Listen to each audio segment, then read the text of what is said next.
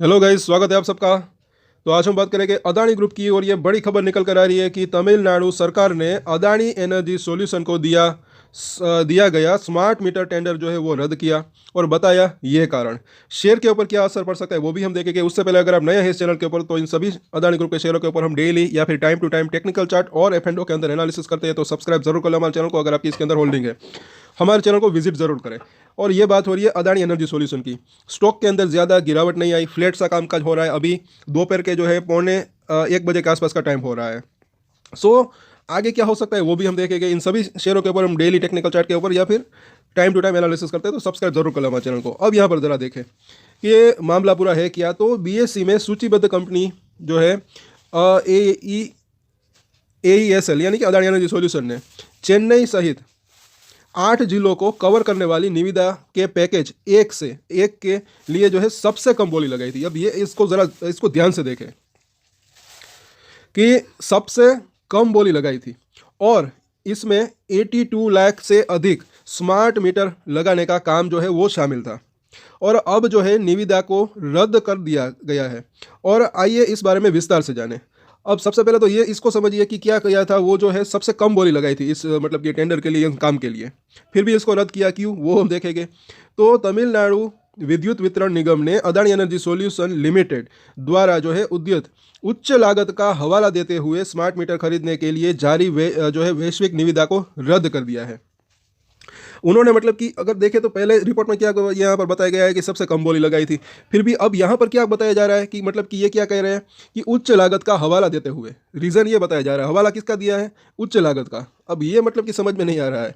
और आगे देखें तो केंद्र सरकार की जो है पुनः स्थापित वितरण क्षेत्र योजना के तहत स्मार्ट मीटर उपलब्ध कराने के लिए अगस्त 2023 में 4 पैकेजों के रूप में निविदाएं जारी की गई थी।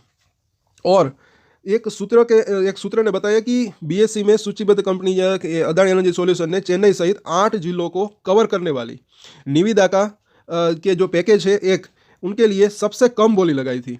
और इसमें 82 लाख से अधिक स्मार्ट मीटर लगाने का काम शामिल था।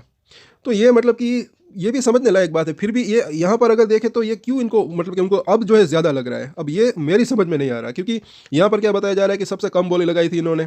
और अब आगे देखते हैं कि 27 दिसंबर 2024 को निविदा रद्द कर दी गई, क्योंकि अदानी एनर्जी सॉल्यूशन की ओर से उद्यत लागत कथित तौर पर यहाँ पर बताया गया है, कथित तौर पर अधिक थी। और उन्होंने कहा कि दोबारा टेंडर जारी किए जाने की भी संभावना है।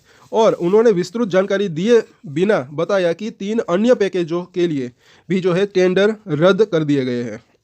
और आगे देखें कि सरकार का ये कदम अदानी समूह के प्रवर्तक उद्योगपति गौतम अदानी से जुड़े विवाद के मद्देनजर आया है। और उन पर सौर ऊर्जा अनुबंधों के लिए अनुकूल शर्तों के बदले भारतीय अधिकारियों को $250 मिलियन या अमेरिकी डॉलर यानी कि इतने रुपए से अधिक की रिश्वत देने की योजना का हिस्सा, मतलब कि इतने रुपए के आसपास वो रिश्वत देने की योजना का हिस्सा होने का आरोप है। और अमेरिकी अभियोजकों ने इस मामले के संबंध में अदानी और कुछ अन्य लोगों पर आरोप लगाया था और कंपनी ने आरोपों का खंडन किया था। तो ये जो है इसका पूरा का पूरा मामला है। तो कहीं ना कहीं देखिए, मुझे ऐसा लग रहा है कि सबसे बड़ी बात तो ये है कि शेयर के ऊपर जो है क्या असर पड़ सकता है। तो मुझे ऐसा लग रहा है कि ज़्यादा अब असर जो है नहीं पड़ सकता। कहीं ना कहीं मुझे ऐसा लग रहा है, हाँ, इसको थोड़ा सा बैड न्यूज़ कह सकते हैं। क्योंकि ओवरऑल अगर देखें तो ये काम इनको मिला था, अब ये रद्द हो गया। लेकिन मुझे ऐसा लग रहा है कि अदानी जो है वो आगे नई मतलब की कोशिश कर सकते हैं, नए काम की तलाश कर सकते हैं। भले ही यहाँ पर इनको ये अब अगर हाँ दोबारा अगर टेंडर अगर खुलता है तो उनमें भी जो है वो पार्टिसिपेट कर सकते हैं या फिर किसी दूसरी जगह में भी ये स्मार्ट मीटरिंग का काम कर सकते हैं, ऐसा मुझे लग रहा है। क्योंकि शेयर के ऊपर अगर देखें तो असर ज़्यादा जो है कुछ पड़ा नहीं। और अदानी एनर्जी सॉल्यूशन का मेन काम तो क्या है, ट्रांसमिशन का, तो वो तो बढ़िया चल ही रहा है ओवरऑल। अगर देखें स्मार्ट मीटरिंग का भी बिजनेस इसका अच्छा है, तो उसके भी जो है और भी ये मौके तलाश सकते हैं, ऐसा लग रहा है कहीं ना कहीं। तो इसके ऊपर हम जो है डेली टेक्निकल चार्ट और F&O के अंदर तो एनालिसिस करते ही है। शाम को डिटेल में चार्ट के ऊपर और F&O के अंदर एनालिसिस करेंगे।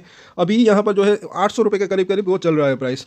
तो ओवरऑल अगर देखें तो मुझे ऐसा लग रहा है कि लॉन्ग टर्म में अभी भी अच्छी तेजी की अदानी एनर्जी सॉल्यूशन के अंदर तेजी की संभावना रह सकती है। शॉर्ट टर्म में ये वोलेटिलिटी रह सकती है ओवरऑल। सो ये इसकी जो है पूरी की पूरी खबर है और हमने जाना यहाँ पर। सो ऐसी जानकारी के लिए हमारे चैनल को सब्सक्राइब जरूर कर लें अगर आप नए हैं इस चैनल के ऊपर।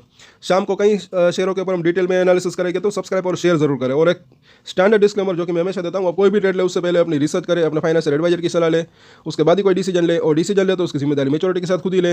ये वीडियो मैंने एजुकेशन पर्पस के लिए बनाई, मेरी तरफ से कोई भी बाय या सेल के रिकमेंडेशन नहीं है। Thank you.